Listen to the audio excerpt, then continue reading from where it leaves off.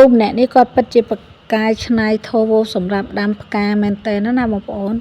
ពីព្រោះថាគាត់ចូលចិត្តដាំផ្កាអញ្ចឹងគាត់ត្រូវធ្វើធោច្រើនសម្រាប់ដាំអញ្ចឹងណាបងប្អូនឥឡូវចាំមើលគាត់ឆ្នៃធ្វើធោផ្ការបស់គាត់គឺគាត់យកខ្សែយកមកជ្រលក់ជាមួយស៊ីម៉ង់ហើយយកទៅរុំជាមួយនឹង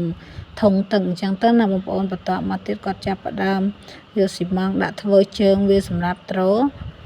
នៅពេលដែលធ្វើធោនេះរួចរាល់ហើយក៏ចាប់ផ្ដើមលាបពណ៌លាបអីស្អាតណាស់បងប្អូនហើយយកទៅដាំផ្កាទៅនៅពេលដែលដាំរួចរាល់ហើយគាត់ចាប់ផ្ដើមច្នៃធ្វើធោផ្កាផ្សេងទៀតណាបងប្អូនដោយសារផ្ទះគាត់ចូលចិត្តដាំផ្កាអញ្ចឹងគាត់ត្រូវការធោផ្កាច្រើនអញ្ចឹងឥឡូវគាត់ច្នៃពីសបកអាឡឹកបានធោផ្កាជាច្រើនទៀតទេបងប្អូននេះ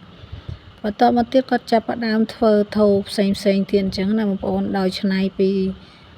ដល់អំបែងសឹកអញ្ចឹងទៅយើងវាយវាម៉ត់ហើយយកវាទៅចាក់ពុំចេះមកបងប្អូននេះ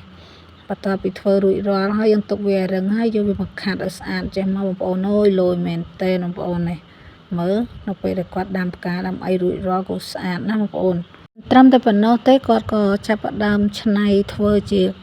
ផ្លូវសម្រាប់ដើរអញ្ចឹងណាបងប្អូនដែលធ្វើអំពីស៊ីម៉ង់យើងមានការ៉ូសម្រាប់ធ្វើអញ្ចឹងមកហើយមានពុំមានអីយកសបកកង់ម៉ូតូធ្វើពុំចេះមកបងប្អូនហើយស្អាតណាស់គាត់ធ្វើផ្លូវដើរណាបងប្អូនណា